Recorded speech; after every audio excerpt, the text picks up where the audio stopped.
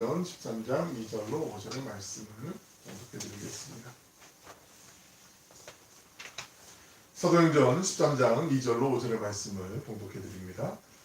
주를 섬겨 금식할 때에 성령이 이르시되 내가 불러 시키는 일을 위하여 바나바와 사울을 따로 세우라 하니 이에 금식하며 기도하고 두 사람에게 안수하여 보내니라. 두 사람이 성령의 보내심을 받아 실루기아에 내려가 거기서 배 타고 구브로에 가서 살라미에 이르러 하나님의 말씀을 유대인의 여러 회당에서 전할세 요한을 수행원으로 두었더라. 아멘. 할렐루야. 복된 주님의 날 주의 전에서 또 온라인으로 예배드리는 모든 분에게 주님의 은혜와 평강이 함께 하시길 축원합니다. 한 주간 오늘도 좀 지난번보다는 좀 성탄절 때보다 덜하지만 좀 그래도 제가 받고 또 코로나 백신 맞으신 분들도 계시고 여러 가지 분주한 일상 가운데서도 하나님이 지켜주셔서 여기까지 온 줄로 믿고요. 오늘도 복된 날 되시길 축복합니다. 사도행전 13장은 그 사도행전 속에서 말씀드렸지만은 전달되는 그 주제들이 어떤 축이 좀 전환되는 바뀌는 그런 매우 중요한 장이죠. 가령 인물로 예를 들었을 때 12장까지는 베드로가 중심적인 역할을 했다면 이제 13장부터 28장까지는 사도 바울이 이제 중심 인물이 되죠. 지리적으로는 예루살렘과 유대, 사마리아, 예루살렘 이스라엘 전역 안에서만 행해졌던 그 예수 그리스도의 복음이 이제 본격적으로 이방 지역으로 전해지게 되는 그 시점이 바로 사도행전 13장이죠. 교회가 성장과 성숙의 단계를 거쳐서 이제 확장의 단계, 부흥의 단계로 넘어가는 그 시점이 13장입니다.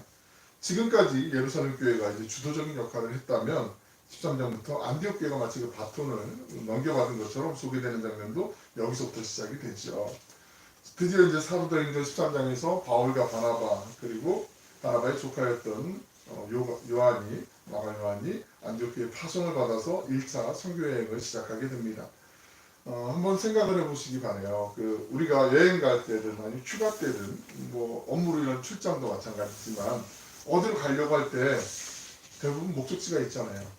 그죠? 여행을 갈 때도 뭐 그냥 아무데나 가자 그러고 가도 그 어느 정도 가다가 의견이 모아지면 그래 어디쯤 가자 그렇게 목적지가 정해지잖아요. 그게 다 순리고 다 대부분의 일이죠. 언제 어디로 가야 되는지 언제 출발하고 언제 돌아갈 것인지 대략 이렇게 구상을 해요. 하지만 오늘 본문에 등장하는 사도 바울의 그 여행은 그렇지가 않았어요. 목적지도 정해져 있지 않았고요. 기간도 정해져 있지 않은 여행이었어요. 어디로 가야 되는지 얼마나 오래 있어야 되는지 가늠할 수가 없었어요. 내가 얼마나 그곳에 있어야 되는지도 잘 몰랐어요. 언제쯤이면 다시 이곳을 돌아와야 되는지도 어렴풋하게나마도 짐작할 수 없는 그런 불확실성으로 가득한 그런 여행이 바로 이 1차 선교 여행이었어요. 잠시 한번 바나바와 바울의 입장을 한번 이 팀의 입장으로 한번 우리가 잠깐 생각해 보면 난감하죠. 예를 들어서 우리 잠깐 어디 여행 가려고 해도 짐 보따리 싸시잖아요. 여벌 옷은 몇 벌을 준비해야 되고 거기가 추운 데면은 좀 두꺼운 옷을 준비할 거고 더운 데면은 좀 가벼운 얇은 옷을 준비할 거고 또 필요한 것들이 뭐가 있을까? 산 쪽으로 가나? 그럼 산에 가는데 필요한 게 뭐가 있을까? 뭐 지팡이라도 챙겨야 되나? 아니면 강이나 바다를 건너가야 되나? 뭐 신발을 좀 샌들을 갖고 가야 되나? 슬리퍼를 갖고 가야 되나? 여러 가지 준비를 하고 할 텐데 그래도 가면 또 아차 싶어 이거 왜 못 갖고 왔을까? 이런 경우들이 많은데 아무것도 준비가 뭐 할 수 없는 그런 상황에서 막 지금 이제 벌어지고 있단 말이죠. 그 가는 곳이 어딜지 그 마을에 가면 그 사람들이 우리를 반겨줄지 아니면 적대시할지 혹은 또 위협할지 설레임도 있었겠지만 아마 두려운 마음도 아마 같이 바울과 바나바에게는 있었을 거예요. 어느 것 하나 확실하지 않고 떠날 준비를 제대로 할 수 없는 여행이 바로 이 바울의 1차 선교 여행이었습니다.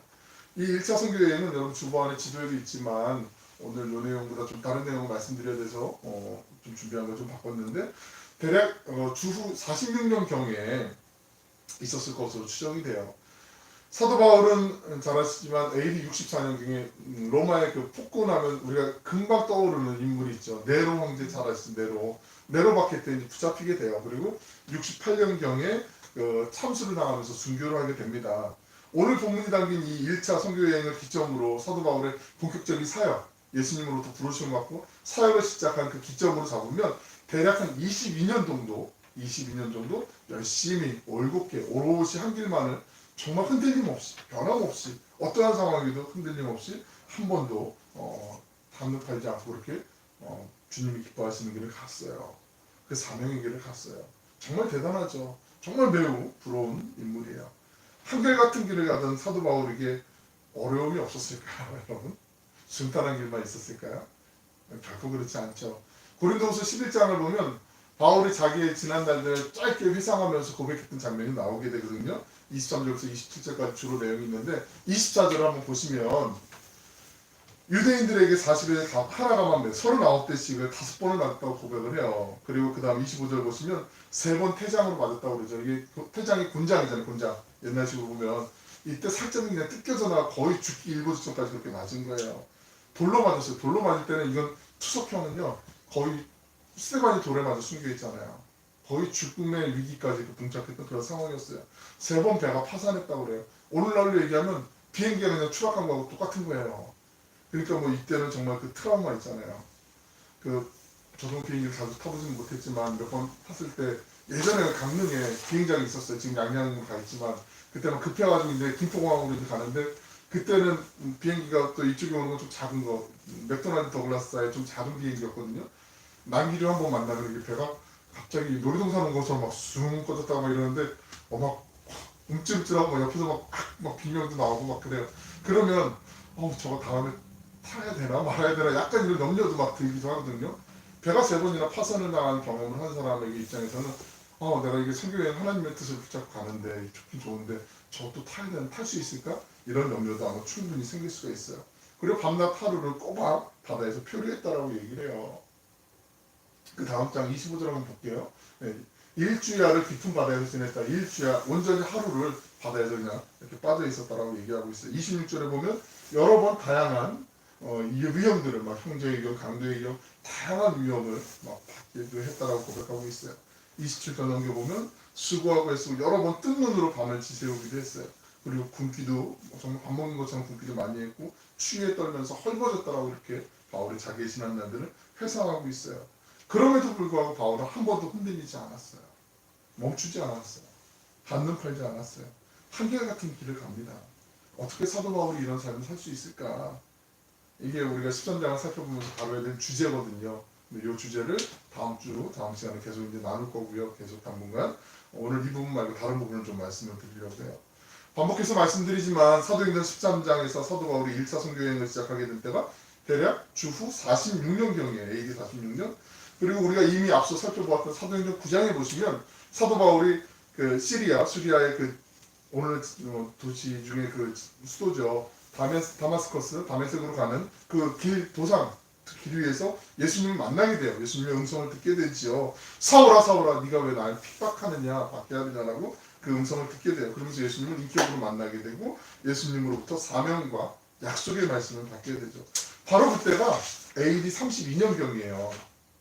그러면 사울이 예수님을 만나고 회심을 하고 예수님의 부르심을 받고 사명을 받아서 그 약속의 말씀을 받고 이제 14년 만에 드디어 본격적으로 사역을 하게 되는 거거든요. 지금이 46년경이고 32년경이 예수님을 만나고 예수님으로부터 소명을 받았으니까 여러분 이게 언뜻 생각해보면 그냥 그런가 보다 하고 넘어갈 수 있는 것 같은데 차근차근 한번 생각해보면 이게 이해가 되세요? 바울만큼 드라마틱하게 극적으로 이렇게 변화한 인물, 사울이 바울된 인물은 우리 삶 속에서는 찾아보기 정말 힘들죠. 많이 없어요. 성경에서도 이런 인물은 드물어요. 그런데 사도행전 9장 15절을 보시면 예수님께서 아나니아를 통해 분명하게 이 바울을 통해서 이루시고자 하시는 말씀을 이를 분명하게 말씀해 주셨어요. 15절 말씀을 읽어드리면 주께서 이르시되 이 사람은 내 이름을 이방인과 임금들과 이스라엘 자손들에게 전하기 위해서 택한 나의 그릇이다라고 예수님께서 분명하게 사도 바울을 왜 세우셨는지에 대해서 아나니아에게 분명하게 말씀을 하세요. 왜 부르셨는지 무엇을 하기를 원하시는지 단호하게 말씀을 하세요. 그러면 우리 생각에 예수님께서 너를 지금 내가 이방인들 임금들 그리고 이스라엘 자손들에게 나의 복음을 전하기 위해서 택한 나의 그릇이야 분명하게 말씀하셨으면 그 즉시 그 자리에서 바로 그렇게 바울을 사용하셔서 사명을 시작하게 하셨으면 그게 맞는 거 아닐까 우리 생각할 수 있잖아요. 하나님 부르셨으니까 너 맞아. 너 내가 적임자로 내가 뽑았어. 너 이제부터 이거 미션을 줄 테니까 가서 한번 완수하고 와봐. 이러면 될 것 같아. 이게 자연스러운 흐름 같은데 그렇지 않단 말이죠. 바울을 찾아와서 만나주시고 사명을 주시고 약속의 말씀을 주신 후에 바울이 본격적인 사역을 시작하기까지 무려 14년의 시간이 필요했어요. 그 14년의 기간 동안 바울에게 과연 준비하면서 차곡차곡 주님이 날 쓰실 거야 기대감 가운데 내공원방도 하면서 좋은 일들만 있었을까요? 결코 그렇지 않았어요. 유대인들로부터 차별, 따돌림, 왕따 이런 것들 비일비재 했고요. 사도들이요. 예수님을 만났다고 그러는데 반신반의하면서 안 만나줬어요. 저거 혹시 우리 속이고선 또 뒤통수 치려고 지금 연기하는 거 아니야? 막 이런 마음들 있잖아요. 우리 예수님을 만난 척하면서 우리 예수 믿는 사람들 앞장서서 박해했던 옛날 모습 그대로 다시 한번 언젠가 지금 본 모습을 드러내는 거 아니야? 가면 쓰고 있는 거 아니야? 이런 생각들도 막 많이 있었단 말이죠. 그래서 사도들도 만나주지 않았어요. 아마 바울의 입장 잠깐만 우리가 생각해보면 이런 생각 들지 않았을까요? 내가 뭐 잘못 들었나? 내가 그때 밤새 가는 길에 꿈 꿨나? 내가 좀 긴 꿈을 꾸었나? 예수님께서 분명히 나를 통해서 뭔가 하시겠다고 하셨는데 왜 아무것도 안 일어나지? 예수님이 날 쓰신다고 하셨는데 왜 아무것도 안 하지? 이런 시간이 무려 14년이에요. 14년. 그래서 놀라운 게요. 성경을 보시면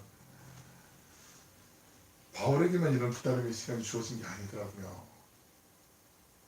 오늘 이 말씀을 좀 우리가 생각해 볼 필요가 있어요. 하나님의 사람들 대부분에게 우리가 잘 아는 아브라함, 모세, 다윗, 바울 대표적인 사람들인데 이 사람들에게 이런 기다림의 시간이 주어졌더라고요. 아브라함은 우리가 처음 이제 아브라함 시리즈를 나눴으니까 잘 아시지만 75세 때 하나님의 부르심을 받게 되죠. 그래서 본토 친척 아비의 집을 떠나서 내가 내게 보여줄 땅, 지시할 땅으로 가라라고 말씀을 하시고 아브라함에게 약속하셨던 여러 가지 하나님의 그 은혜 안에 비전들, 그 성취시켜 주실 그 은혜가 100세가 되었을 때 드디어 하나님의 말씀을 응답을 받게 되죠. 무려 25년이 걸려요. 25년의 기다림이 필요했어요. 모세는 조금 다르죠. 이집트의 왕자로 살면서 이스라엘 백성들을 위한 뜻을 세웠어요. 하지만 좌절하고 도망자가 되어서 광야에서 40년 동안 장인 이드로의 아래에서 양을 치는 목동으로 40년을 살아가게 됐지요. 40년을 기다렸어요. 그리고 80세 때 하나님께서 떨겨나온 불꽃, 사그라지지 않는 떨겨나온 불꽃 가운데 모세를 부르시고 만나주시고 소명을 주시면서 종살이하던 이집트에서 고통받던 이스라엘 백성들을 애국, 탈출시키시면서 이스라엘 백성들에게 진정한 자유를 허락하시는 그 은혜의 도구로 쓰시죠. 다윗은 성경의 연도가 정확히 나와 있지 않지만 유대인 랍비들이 추정할 때 아마도 10대 중반에 사무엘 선지자로부터 기름 부음을 받았을 것이다 라고 그렇게 추정하고 있어요. 나이가 대략 한 15세 정도, 청소년 이제 중학생 정도 되는 나이에 기름 부음을 받아요. 그리고 30세 때 왕위에 즉위하게 돼요. 15년 동안 기다린 거예요. 15년 동안. 그리고 바울은 지금 말씀드린 것처럼 14년 동안 기다렸어요. 아브라함이 25년 기다렸고 모세가 40년을 기다렸어요. 다윗은 15년을 기다렸고 그리고 오늘 말씀드린 바울이 14년을 기다렸어요. 각각의 인물들이 살아왔던 시대도 다르고 기간도 다르지만 하나님의 부르심을 받아 하나님의 사명을 감당하는 사람들에게 주어졌던 공통적인 기다림의 시간들이 있었다는 거죠. 왜 그럼 주님께서 어떤 사람을 부르시자마자 바로 사역하도록 허락하지 않으실까? 왜 그럴까? 과연 이런 기다림의 시간이 꼭 필요한 것일까? 필요해요. 필요하기 때문에 주님이 그렇게 인도하시는 거죠. 왜냐하면 목적지가 정해져 있지 않는 여행을 갈 때 필요하기 때문에 주님이 기다리게 하신 거예요. 기간이 정해지지 않은 여행을 할 때 필요한 것이 있기 때문에 이 기다림의 시간을 주님께서 준비해 놓으신 거죠. 아브라함, 모세, 다윗, 바울 등과 같은 수많은 하나님의 사람들에게 주어졌던 그 기다림의 시간을 보면 공통적인 특징이 있어요. 절대로 녹록하지 않았어요. 오히려 더 힘들었어요. 어려웠어요. 누구도 평화롭게 보낸 사람들이 없었어요. 나 이제 못하겠다. 정말 못하겠다. 이제 끝인가 보다. 그 얘기를 듣는 순간 아무도 거기에 대해서 아니야 무슨 소리야 이렇게 반문할 사람이 아무도 없었어요. 얼마나 힘들었어. 내가 알아. 옆에서 다 봤어. 정말 힘들었잖아. 고생했잖아. 너 좀 쉬어. 이제 그만해도 돼. 이렇게 얘기해도 괜찮을 정도의 그런 상황까지 내몰렸던 그런 대부분의 상황이었단 말이죠. 비난할 수 없는 정도의 그런 어려움이 있었어요. 그런데 이 긴 기다림 속에서 하나님께서 당신의 사람들을 인도하신 내용을 보면 그것은 한 가지로 귀결이 돼요. 한 가지를 가르쳐주세요. 장소는 다르지만 시간은 다르지만 내용은 다르지만 하나님께서 당신의 사람들에게 가르쳐주신 그 한 가지는 바로 그들의 힘을 빼게 하신 거예요. 힘을. 자신의 힘을 빼게 하셨어요. 왜냐하면 하나님을 의지하도록, 내가 계획하지 않도록, 내가 모든 것을 다스리지 않도록 그 힘을 빼는데 아브라함이 25년 걸렸어요. 모세가 40년 걸렸어요. 다윗이 15년 걸리고요. 바울이 14년 걸렸어요. 힘을 빼는데 이렇게 시간이 걸렸어요. 만약 힘을 빼는 게 꼭 필요합니까? 하나님을 의지하는 게 꼭 그렇게 필요한 것입니까? 라고 질문하면 꼭 필요하다라고 말씀드리고 싶어요. 그 이유가 오늘 본문에 나와 있어요. 오늘 말씀 제목이기도 하죠. 성령의 보내심을 받아. 사도행전 13장에서 시작하는 그 선교 여행이요, 바울이 계획해서 주도적으로 뭘 만들어서 가는 여행이 아니었어요. 철저하게 성령께서 인도하심을 주시고 성령께서 명령하신, 성령께서 보내주신 그 여행이었단 말이죠. 그러니까 성령이 주도적으로 역사하신, 하나님이 주도적으로 역사하신 그런 여행이었다라는 거죠. 그러니까 바울은 나는 보냄을 받은 사람이에요. 그러므로 보냄을 받은 사람은 반드시 명심해야 될 것은 누가 나를 보냈는지 알아야 되는 거죠. 그리고 나를 보내신 분의 뜻이 무엇인지 알아야 되는 거죠. 내게 주어진 미션이, 소명이 무엇인지 분별하는 거죠. 내가 결정하는 주도권이 없어요.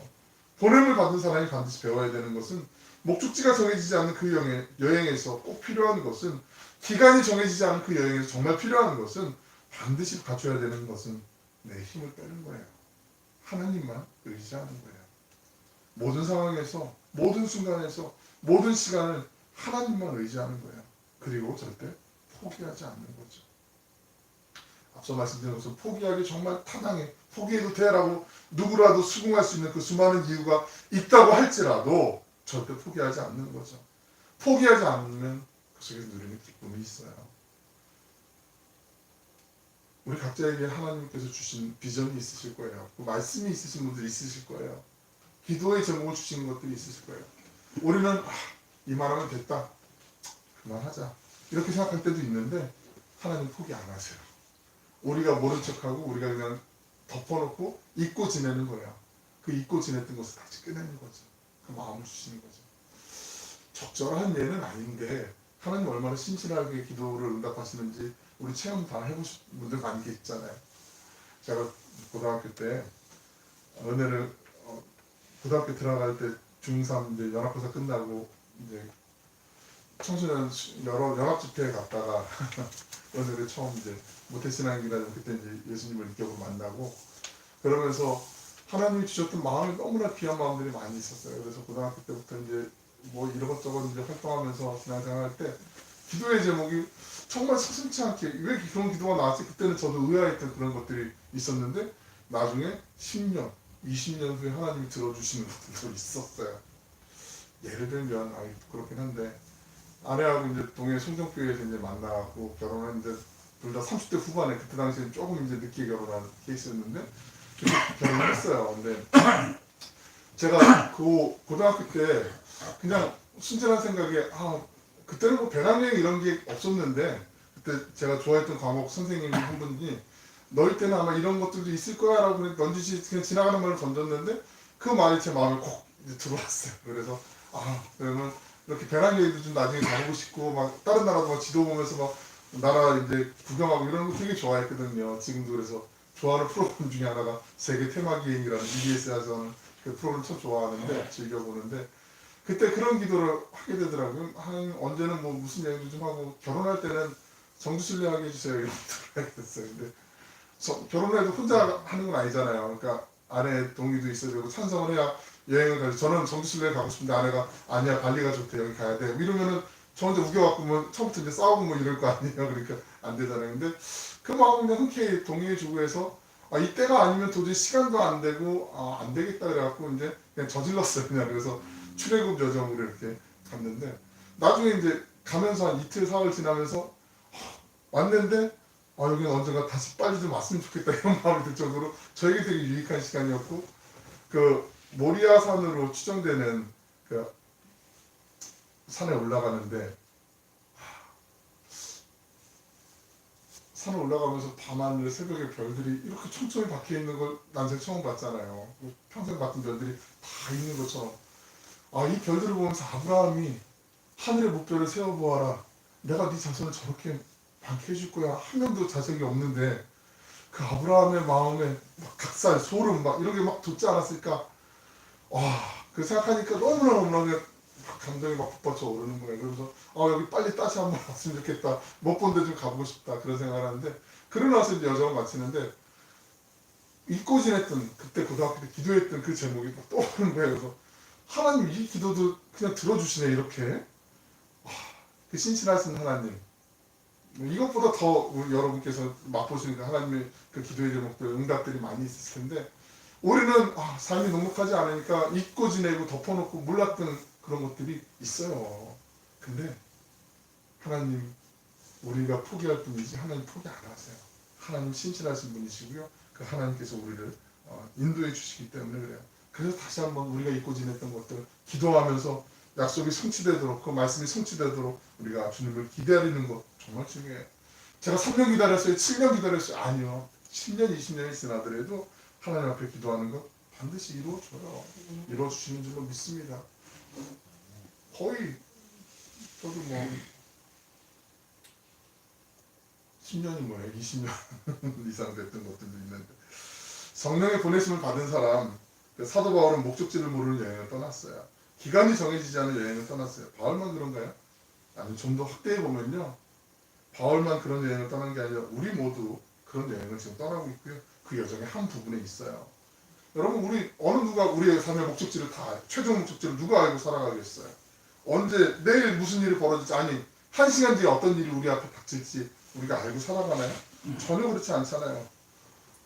자녀와 부모 사이에 어려움이 있고 이럴 때 요즘 그런 프로그램들도 많이 이제 대담하고 이렇게 가이드해주는 프로그램들 좋은 프로그램 많은데 부모님도 자녀들 입장에서 부모 입장을 보면 왜 이럴까 답답할 때가 있잖아요.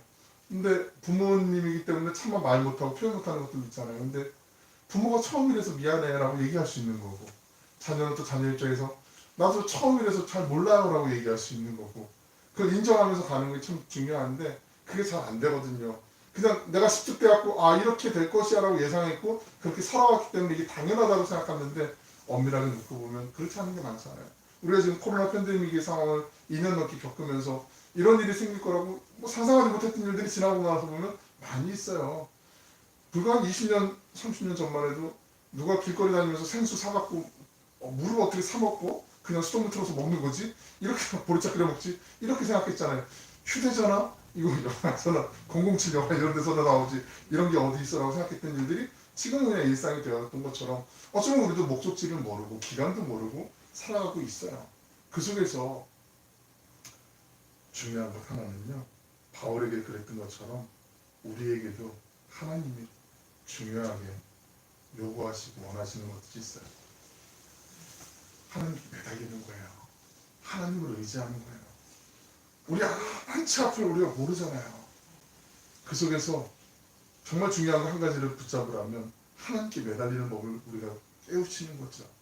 정말 중요한 신앙의 훈련을 꼽으라면 내가 경력을 쌓고 이익을 따라서 무슨 활동을 해서 내가 뭘 하는 게 아니라 나의 힘을 빼고 주님만을 의지하는 거라고 강하게 말씀드리고 싶어요.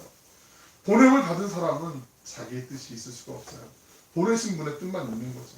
그럼 내가 뭐냐?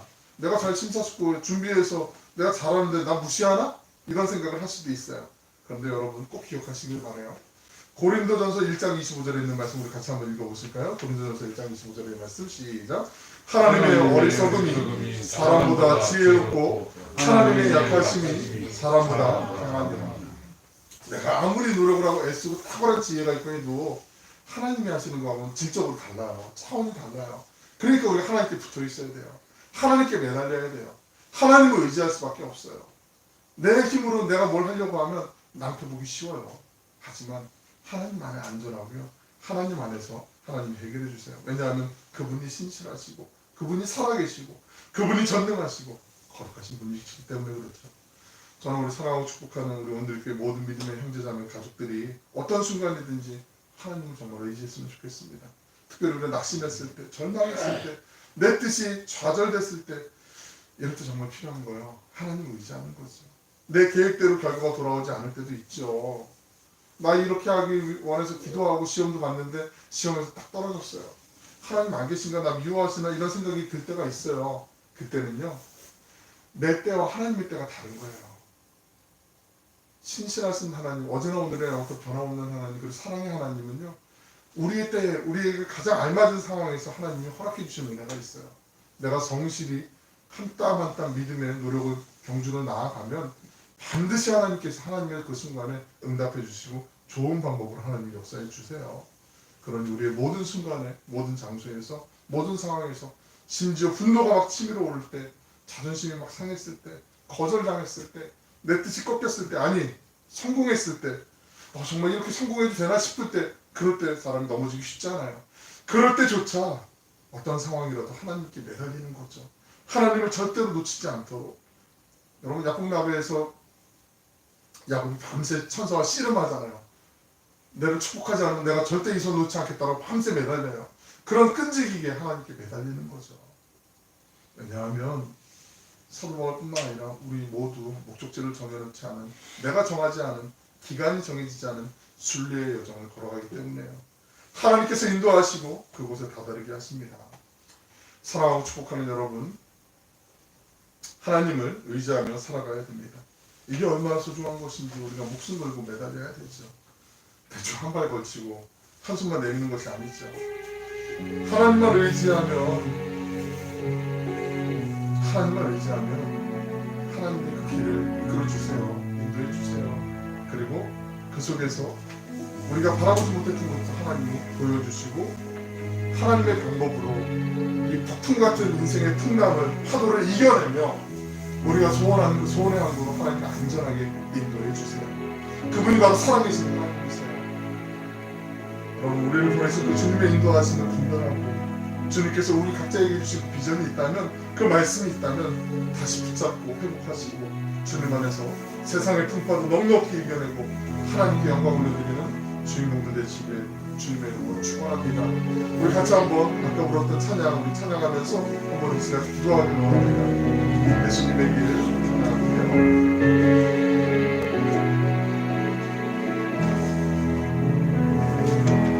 안개 속에서 주님을 보내 아무도 없을 것 같던 그곳에서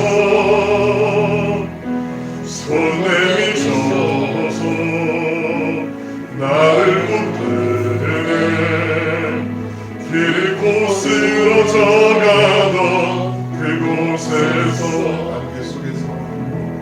안개 속에서 주님을 보내 아무도 없을 것 같던 그곳에서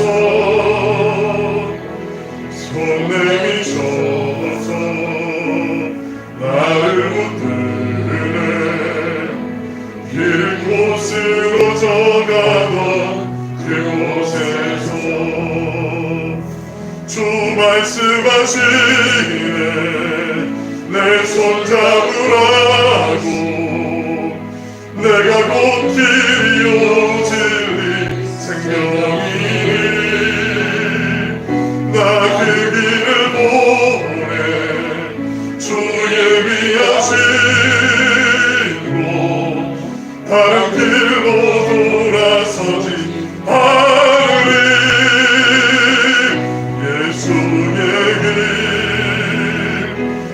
좁은 길 나는 건네 저 손 잡고 그 무엇도 두렵지 않네 주님 주신 약속 내게 있으니 세상의 길 그 험한 길 승리하네 성령으로 그 무엇도 변하지 않네 저 하늘에 내 소망이 있으니 고맙습니다. 안개 속에서 주님을 보내 아무도 없을 것 같던 그곳에서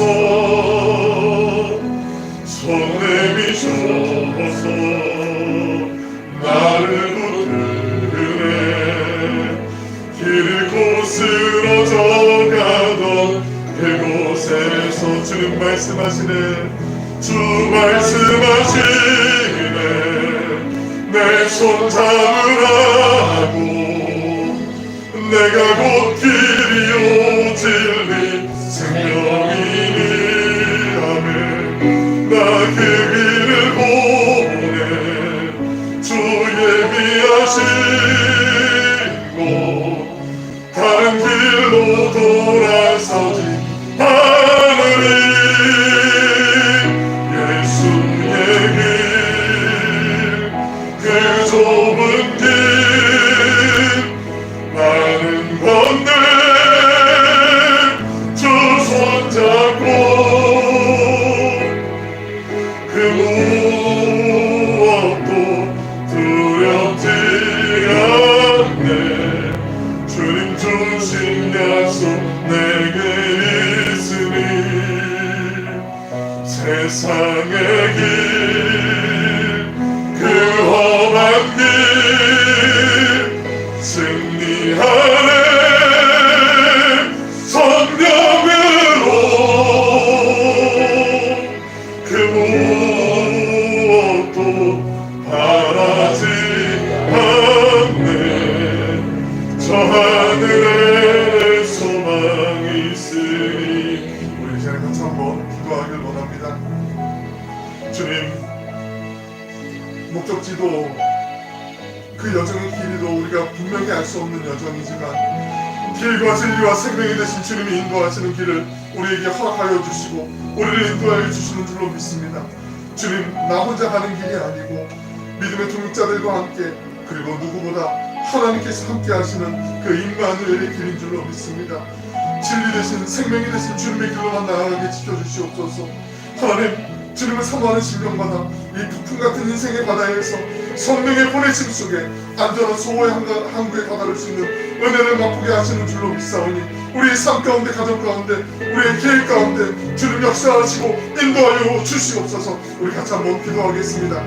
사랑으로 풍성하시고 자비로우신 아버지 하나님, 주님의 선하신 인도하심을 기억하고 주님의 역사하심을 우리가 바라보며 믿음으로 주님과 함께 주님이 붙잡아 주시는 그 손 놓지 않고 나아가길 원합니다.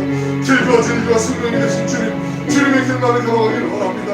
우리의 모든 상황 가운데 우리의 삶에 살려거나 못되거나 어떠한 상황 가운데서도 우리의 삶, 우리의 주관이 아닌 하나님께서 주관하시고 하나님께서 인도하시고 하나님께서 이끌어가시는 인도하심을 우리가 맛보고 누리게 하여 주셔서 넉넉히 주님 안에서 우리의 모든 염려와 근심을 이겨내게 하시고 세상의 계획들 가운데 하나님의 계획에 앞서가게 하시며 하나님의 뜻 가운데 하나님을 찬양하며 영광을 올려드릴 수 있는 그 복된 순간, 그 행복한 주인공들이 될 수 있도록 주님 은혜 베풀어 주실 줄로 믿사오니 하나님 사모하는 신령 가운데 예비하신 하늘의 은혜로 함께하여 주시고 힘과 능력과 지혜로 역사하여 주시옵소서. 참 좋으신 아버지 하나님 감사드립니다. 주님의 은혜가 아니면 우리가 한순간도 온전히 설 수도 나아갈 수도 없습니다. 하나님, 우리가 잘 됐을 때나 힘들어질 때나 자존심이 상할 때나 마음 분노가 치밀어 오를 때나 내 뜻과 의지가 처참하게 꺾였을 때나 아니 성공했을 때 정말 이렇게 잘 나가도 되나 싶을 정도로 잘 풀렸을 때 그 어느 상황이라도 우리가 하나님을 절대로 떠나지 않고 끈질기게 하나님께 매달리게 하여 주시고 하나님만을 의지하게 하여 주시고 주님께서 인도하시는 그 믿음의 길, 예수님이 허락하신 그 복된 길만 걸어가게 하여 주시옵소서. 하나님, 우리의 생각과 마음이 오직 주님의 마음에 합하는 것이 되게 하여 주시고 때로는 넘어지고 좌절하고 낭망하여 나는 안 돼, 나는 하나님께로 갈 수 없어, 나는 정말 어울리지 않아, 사탄이 주는 그 생각들을 예수의 이름으로 물리치게 하여 주시고 아멘. 하나님께서 함께 하시는 그 인도하심, 그 임마누엘의 은혜가 우리의 가정들 가운데, 자녀들 가운데 아름답고 복된 최고의 믿음의 유산으로 흘러갈 수 있도록 주님께서 복의 복을 더하여 주시옵소서. 아멘. 감사드리며 예수님의 이름으로 기도 올리옵나이다. 아멘. 아멘.